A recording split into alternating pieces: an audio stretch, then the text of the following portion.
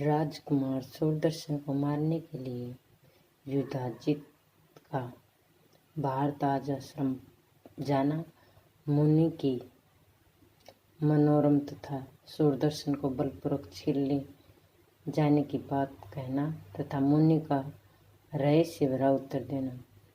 भारद्वाज की बात सुनकर मंत्री की सम्मति से युधाजित का लौट जाना और कामबीज मंत्र के प्रभाव से सूरदर्शन चंद जगदम्बिका की कृपा प्राप्त करना। व्यास जी कहते हैं, युद्ध समाप्त हो जाने पर महाबली युधाजित लड़ाई के मैदान से लौटकर अयोध्या पहुंचा। जाते ही वध कर डालने की इच्छा से मनोरमा और सूरदर्शन को खोजने लगा। वह कहाँ चली गई यो बार बार कहते हुए उसने बहुत से सेवक उधर उधर दौड़ाए। फिर एक अच्छा दिन देखकर अपने दोहित्र शत्रुजीत को राजगद्दी बिठाने की व्यवस्था की। अर्थवेदन के पावन मंत्रों का उच्चारण कर के जल से भरे हुए संपूर्ण कलशों को शत्रुजीत का अभिषेक हुआ। करुनंदन उस समय भरी श्रृंग और तुरंगे आदि बाजों की ध्वनियों से नगर में खूब उत्सव मनाया गया। ब्राह्मण वेद पढ़ते थे, वेदीगण स्तुतिगान कर रहे थे, समंत्रित जय ध्वनि गूंज रही थी। ऐसा जान पड़ता था मानो अयोध्यापुरी हंस रही हो। उस नए नरेश की राजगद्दी होने पर हष्टपुष्ट मनुष्य से भरी पूरी तथा स्तुति और बाजों की ध्वनि से निनाद वह अयोध्या एक नवीन पुरी सी जान पड़ती थी। कुछ सज्जन पुरी से ही अपने घरों में रहकर शौक मनाते थे। वे सोचते हो आज राजकुमार सूरदर्शन कहाँ भटक रहा होगा। वह परम साध्वी रानी मनोरमा अपने पुत्र के साथ कहाँ चली गई। उनके मातम पिता वीरसेन और गजलोभी वीर युधाजित के हाथ युद्ध में मारे ही गए। इस प्रकार चिंतित रहकर सब में सम्मान बुद्धि रखने वाला वे सज्जन पुरुष बड़े कष्ट में समय व्यतीत कर रहे थे। शत्रुजीत का शासन मानने उनके लिए अनिवार्य था। युधाजित के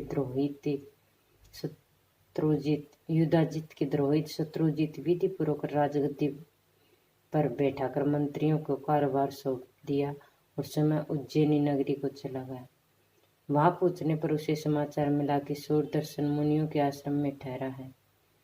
फिर तो उसे मारने के लिए वह दुष्ट चित्रकूट के लिए चल पड़ा। उस समय श्रृंगेरपुर में दुर्दर्श नाम एक निपाद राज्य करता था। वह बड़ा बली और शूरवीर था। युधाजित उसे अपना अगवा मनाकर से घर ही चल दिया। युधाजित सेना सहित आ रहा है। ये सुनकर मनोरमा के मन में महान क्लेश हुआ। छोटे से राजकुमार की संभाल करने वाली लेमई माता भय से घबरा उठी। आंखों से आंसू गिराते हुए अत्यंत चिंतित होकर उसने मुनिवर भारद्वाज से कहा, मुनि जी, अब मैं क्या करूं और कहाँ जाऊं। युधाजित यहाँ भी पूछ गया। इससे मेरे पिता को मारने के पश्चात अपने दोहितर शत्रुजीत को राजा बना दिया और अब मेरे नन्हे से पुत्र का वध करने के लिए सेना सहित यहाँ आ गया। प्रभु, मैं एक प्राचीन इतिहास सुन चुकी हूँ। पांडव वन में रहते थे। मुनियों का पावन आश्रम ही उसका स्थान था। साय में देवी द्रौपदी पांचों भाई पांडव एक दिन शिकार खेलने चले गए। केवल द्रौपदी मुनियों के उस पावन आश्रम पर रह गई। वही घूम अत्रि, गाल्लभ, पेल, जाबली, गौतम, भृगु, चैवन, अत्रि और वंशज अत्रि के वंशज कंडव, जतु, क्रुतु, वितिहोत्र, समुंतो, यज्ञदत्त, वत्सल, राशासन, कडोह, यवकृत, यकृत और इसके अतिरिक्त भी बहुत से पुण्यात्मा मुनि उस पावन आश्रम पर विराजमान थे। उन सब ने वेद ध्वनि आरंभ कर दी और मुनि जी वह आश्रम मुनियों से खचाखच भरा था। अपनी दासियों के साथ सुंदरी द्रौपदी निर्भय होकर समय व्यतीत कर रही थी। उसी समय सिंधु देश का समृद्धशाली नरेश राजा जयद्रथ अपनी सेना सहित उसी मार्ग से जा रहा था। वेद ध्वनि सुनकर वह मुनि के आश्रम में आ पहुंचा। महात्माओं पुण्यात्मा मुनियों की वेद ध्वनि सुनते ही राजा जयद्रथ रथ से तुरंत उतरे और उनके दर्शन करने की अभिलाषा से वहां आ पहुंचा। जब राजा जयद्रथ आश्रम में आया तब उसके साथ 2 नौकर थे। मुनियों का वेद पाठन में संलग्न देखकर वह वहीं बैठ गया। प्रभु, मुनि मंडली से भरे पूरे उस आश्रम में वह राजा जयद्रथ हाथ जोड़कर कुछ समय बैठा रहा। इतने में वहां बैठे हुए उस नरेश को देखने के लिए बहुत सी स्त्रियां तथा मुनि भार्याएं भी चली आई। उनके मुख से यह कौन है निकल रहा था। उन स्त्रियों के समाज में देवी द्रौपदी भी थी। वे सुंदरता के कारण एक दूसरी लक्ष्मी के समान जान पड़ती थी। उस पर जयद्रथ की दृष्टि पड़ गई।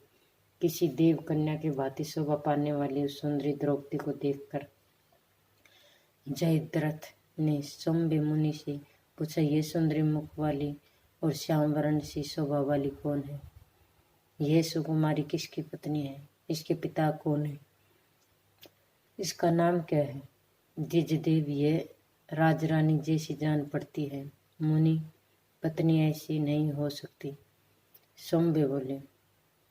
धौम्य बोले, सिंधु देश पर शासन करने वाला महाराज ये पांडवों की प्रिय सी भार्या देवी द्रौपदी है। इस पांचाल राजकुमारी में सभी शुभ लक्षण विद्यमान है। इस समय यह इसी उत्तम आश्रम पर रहती है। जयद्रथ ने पूछा, विख्यात पराक्रमी वे शूरवीर 5 पांडव कहाँ गए? क्या इस समय वे महाबली योद्धा निश्चित होकर इसी वन में रहते हैं? धौम्य जी ने कहा, ये 5 पांडव वन में गए हैं, शीघ्र ही यहाँ पधारेंगे। धौम्य मुनि की बात सुनकर राजा जयद्रथ उठा और द्रौपदी के पास जाकर उसने प्रणाम किया और यह वचन बोले, सुंदरी, तुम्हारा कल्याण हो। इस समय वे तुम्हारे पतिदेव कहाँ गए? निश्चय ही आज तुम्हें वन में 11 वर्ष व्यतीत हो गए। तब द्रौपदी ने उत्तर दिया, राजकुमार, आपका कल्याण हो। आश्रम के पास ठहरिए, अभी पांडव आ रहे हैं। द्रौपदी के इस प्रकार कहने पर अत्यंत लोभ से आक्रांत उस पापी नरेश ने मुनियों का अपमान करके देवी द्रौपदी को हर लेना चाहा। अतः बुद्धिमान पुरुष को चाहिए कि सवेरथा किसी के विश्वास पर निर्भर न हो जाए। हर किसी पर विश्वास करने वाला जन दुख पाता है। इस विषय में प्रमाण राजा बलि है। विरोचन नंदन श्रीमान बलि बड़े धर्मात्मा, सत्य प्रतिज्ञ, यज्ञशील, दानी, शरण देने में कुशल तथा उत्तम विचार के राजा थे। वे प्रहलाद के पुत्र थे। अधर्म में कभी उनकी रुचि नहीं थी। उन्होंने दक्षिणा युक्त निर्णायन यज्ञ किए। उस समय योगी लोग भी जिनकी उपासना करते थे, वे भगवान विष्णु देवताओं का कार्य संपन्न करने के लिए निर्विकार होते हुए भी सात्विक रूप धारण करके धरातल पधारे। कश्यप जी के घर उनका अवतार हुआ। बलि को छलने के लिए उन्होंने वामन वेश बना लिया। उन्होंने कपट करके बलि का राज्य और समुद्र पर्यंत सारी पृथ्वी उनसे छीन ली। विरोचन कुमार राजा बलि सत्यवादी थे।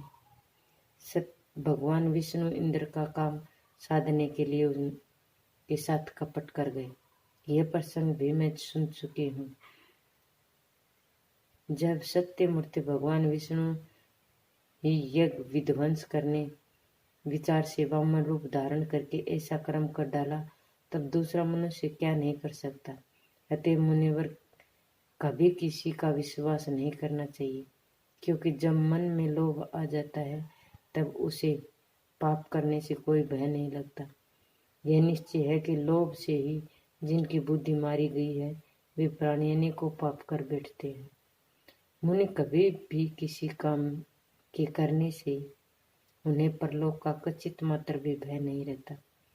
लोभ के नष्ट हुए चित्त वाले मनुष्य दूसरों का धन हड़पने के लिए मन, वाणी और कर्म में भली बातें अपने कार्य में संलग्न हो जाते हैं।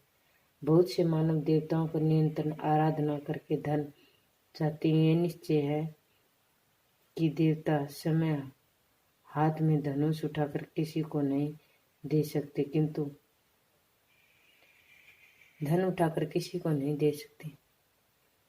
किंतु उनके द्वारा मनुष्य का अभिलषित धन दूसरे के पास से उसके पास चला जाता है। किसी भी बहाने से देवता धन देने में कुशल है। वैसे धान्य और वस्त्र आदि बहुत सी चीजें बेचने के लिए संग्रह करके मेरी संपत्ति अधिक से अधिक बढ़ जाए, इस अभिलाषा से देवताओं को पूजते हैं। परंतु क्या इस व्यापार में दूसरों का धन हड़पने की उसे इच्छा नहीं होती? व्यापारी वस्तु खरीद लेने के बाद तुरंत ही महंगी मनाने लगता है। इसी प्रकार सभी प्राणी दूसरे की संपत्ति लेने के लिए निरंतर प्रयत्न करते रहते हैं। ब्रह्मांड तब विश्वास कैसा? लोभ और मोह के वशीभूत प्राणियों के लिए तीर्थ, दान और अध्ययन सभी व्यर्थ हैं।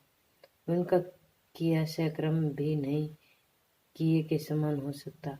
अतः महाभाग, कृपया पूर्वक इस पापी नरेश युधाजित को घर लौटा दीजिए। विप्रवर जैसे जानकी वाल्मीकि मुनि के आश्रम पर रही, वैसे ही मैं अपने बच्चे सहित यहाँ निवास करूंगी।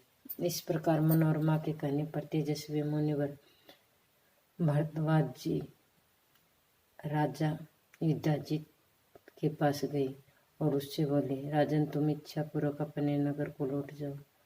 युधाजित बोले, उत्तम स्वभाव वाले मुनिवर, तुम हट न करके मनोरमा को अपने आश्रम से निकाल दो।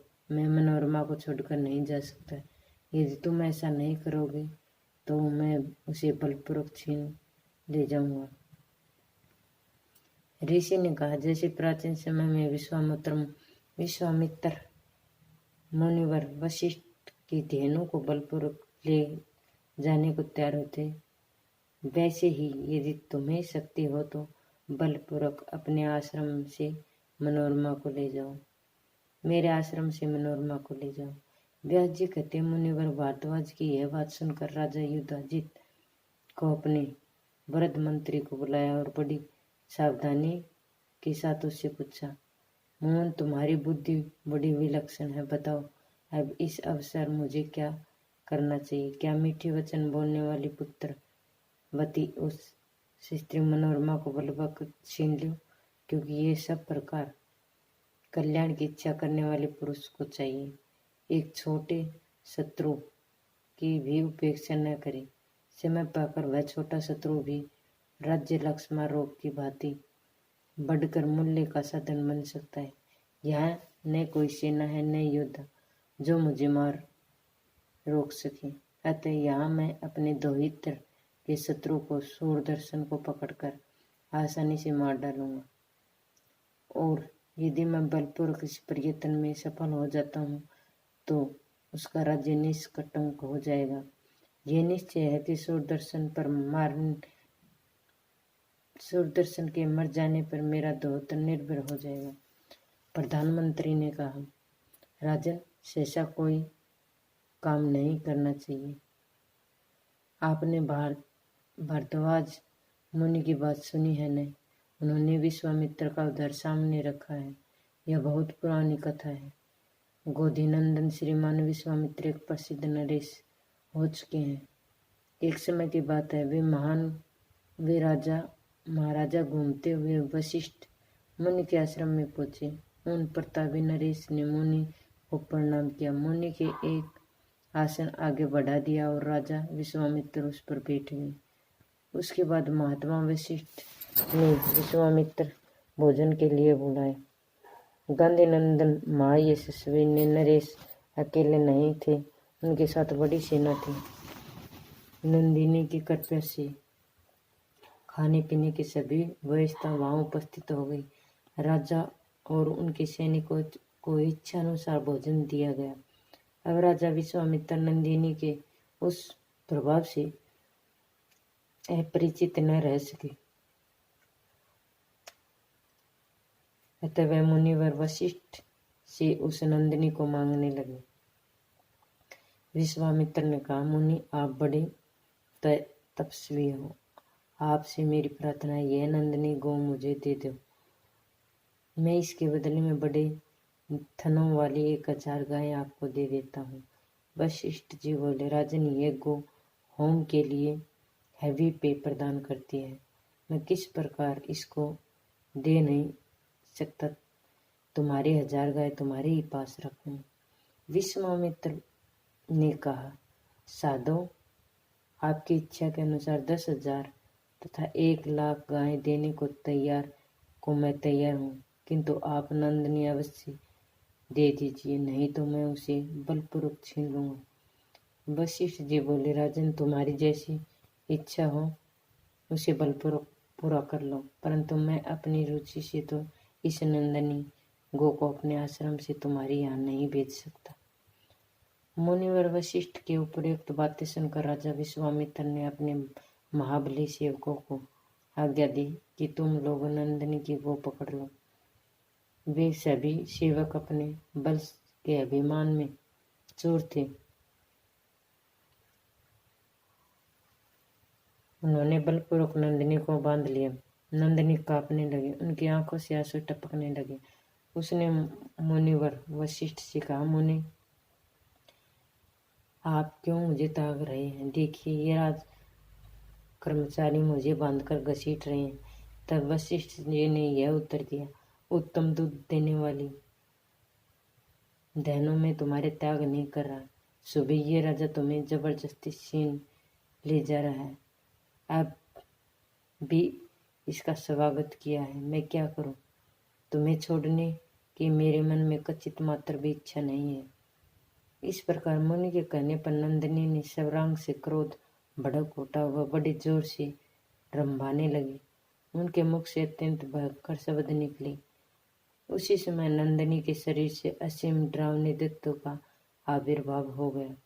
वे सभी दैत्य हाथों में हथियार लिए हुए थे और शरीर पर कवच सुशोभित थे। ठहरो ठहरो, यो उनके मुख से ध्वनि निकल रही थी। फिर तो उन्होंने राजा विश्वामित्र की सारी सेना समाप्त कर दी और नंदिनी को बंधन से मुक्त कर दिया। तदंतर अत्यंत दुखी होकर विश्वामित्र अकेले ही घर को लौट गए। उस समय अत्यंत कातर उस नीच नरेश के मन में बड़ी गलानी हुई। उसने क्षत्रियों के बल से घोर निंदा की और ब्राह्मण बल को दुराचार मनाकर वह तपस्या करने लगे। एक निर्जन वन में बहुत वर्षों तक विश्वामित्र की कठिन तपस्या चलती रही। अंत में क्षत्रिय धर्म का परित्याग करके वह राजा ऋषि बन गया। अतएव राजन, आप भी एक अद्भुत मुनि का वैर न मोल लीजिए। तपस्वियों के साथ संग्राम छेड़ना निश्चय ही अपने कुल को काल के मुख में झोंकना है। राजेंद्र, अब आप इन परम तपस्वी मुनिवर भरद्वाज जी के पास जाइए और भविष्य में कुछ भी न करने का आश्वासन दीजिए। सूरदर्शन भी सुखपूर्वक यहाँ समय व्यतीत करे, ऐसा संपत्तिहीन एक अबोध बालक आप जैसे बलवान राजा का अहित ही क्या कर सकेगा। एक अनाथ दुर्बल कुमार के प्रति आपका वैर भाव रखना बिल्कुल व्यर्थ है। महाराजा, सवर तो दया ही रखनी चाहिए। ये सारा संसार देव के चलाए चलता है और हार्ड रखने से क्या प्रयोजन? जो होना है वह तो होकर ही रहेगा। राजन, देव की प्रेरणा से व्रज तरण के समान तुच्छ हो जाता है और किसी समय तरण में भी व्रज जैसी शक्ति आ जाती है, इसमें कोई संशय नहीं। इस देव का ही प्रभाव है। खरा सिंह का तथा मत्सर हाथी का घातक बन बैठता है। अतः मेधावी राजन, आप सहसा काम करने के मुख मोड़कर अपने हित वचनों का ध्यान दीजिए। व्यास जी कहते हैं, अपने प्रधानमंत्री की बात मानकर उस प्रसिद्ध नरेश युधाजित ने भारद्वाज मुनि के चरणों में मस्तक रख दिया। तत्पश्चात उसने अपने नगर की राह पकड़ ली। अब मनोरमा के मन में की सारी चिंताएं भी मिट गई थी। मुनि के आश्रम में रहकर अपने पुत्र सूरदर्शन को पालन पोषण करने में अपना समय व्यतीत करने लगे।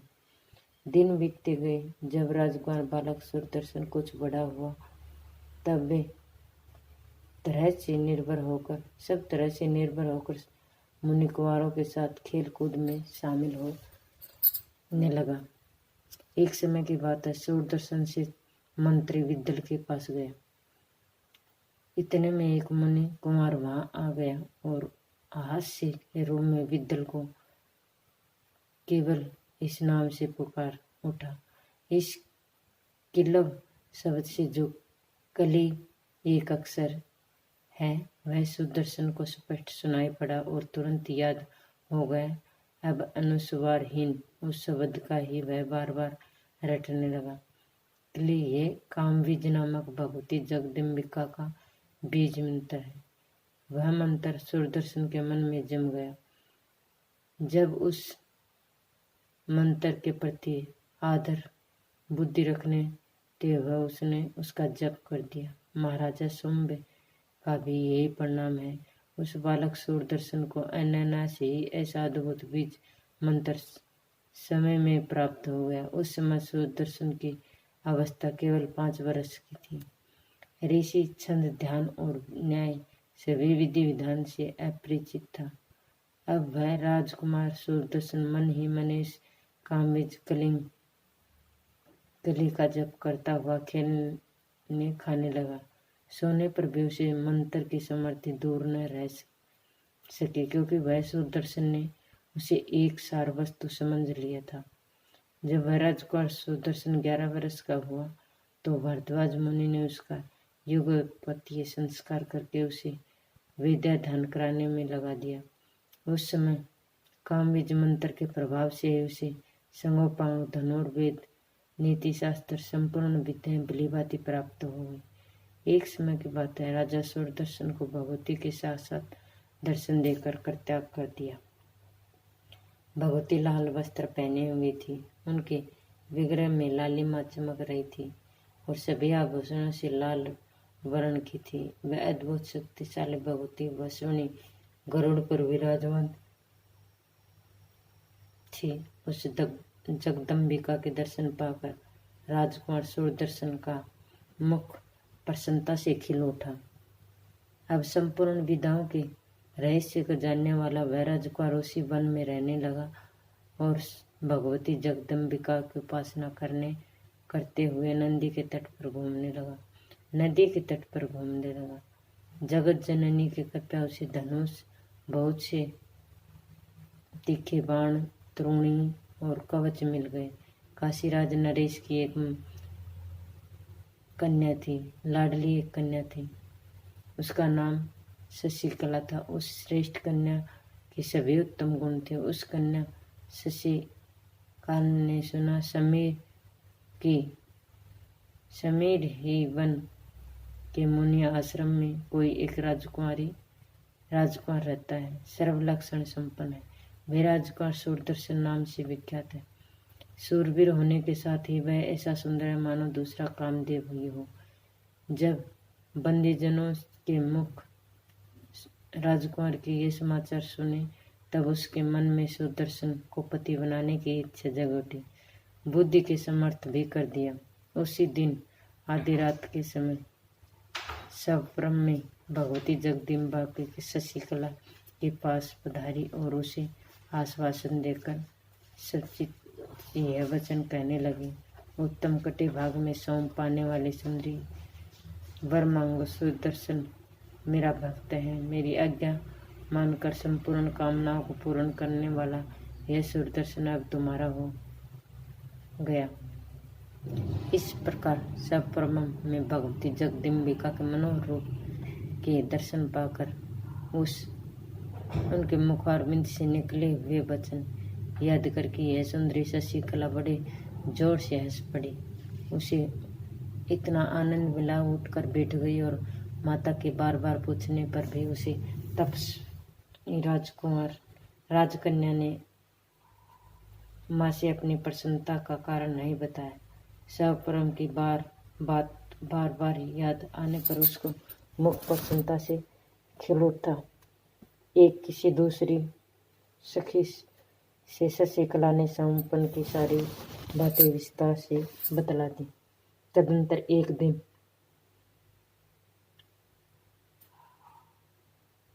विशाल नेत्रों वाली वह राजकुमारी शशिकला अपनी सखियों के साथ घूमने के लिए सुंदर उपवन में गई। चंपा के बेहद बहुतरी वृक्ष से उपवन की शोभा बढ़ा रही थी। फूल तोड़ती हुई राजकुमारी चंपा के नीचे पहुंच गई। वहीं कुछ क्षण रुक जाने पर उसे देखा, मार्ग पर एक ब्राह्मण बड़ी उतावली से आ रहा है। उस ब्राह्मण देवता को प्रणाम करके सुंदरी शशिकला मधुर वाणी में बोली, माँ बाप, आप किस देश से पधारे हुए हैं? ब्राह्मण ने कहा, वाले, मैं भारद्वाज जी के आश्रम से एक आवश्यक कार्य पर इधर आया हूँ। तुम क्या पूछती हो, मुझसे कहो। शशिकला बोली, माँ बाप, उस आश्रम में अत्यंत प्रशंसनीय, संसार में सबसे बढ़कर विशेष रूप से देखने योग्य कौन सा पदार्थ है? ब्राह्मण ने कहा, कल्याणी, वहाँ द्रौपदी नरेश के राजकुमार श्रीमान सुदर्शन रहते हैं। उस श्रेष्ठ पुरुष का जैसा नाम है वैसे ही उसमें सभी गुण हैं। वे बड़े दयनीय पुरुष हैं। सुंदरी, जिसने कुमार सुदर्शन को नहीं देखा, मेरी समझ में उसकी आंखों में कोई एकरता नहीं रही। संसार की सृष्टि करने वाले ब्रह्मा ने उसे एक सूरदर्शन में ही सभी गुण भर दिए हैं। उनमें बड़ी विलक्षणता है, अतः गुणों के समुद्र सूरदर्शन को ही देखने योग्य मानता है। वे सर्वदा तुम्हारे पति होने योग्य हैं। मणि और कांचन की भांति यह तुम लोगों का से योग पहले ही निश्चित हो चुका है।